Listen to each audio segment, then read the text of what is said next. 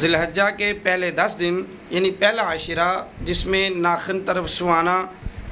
बाल कटवाना, शेव करवाना, ये इन चीज़ों को ना करना ये मुस्तहब अमल है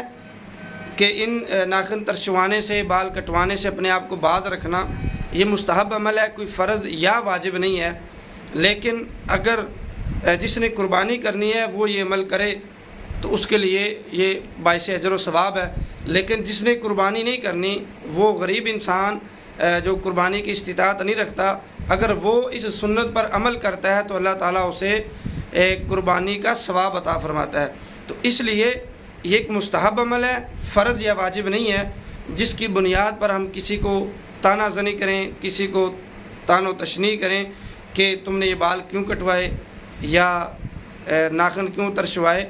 ऐसा करने की वजह से हम उसे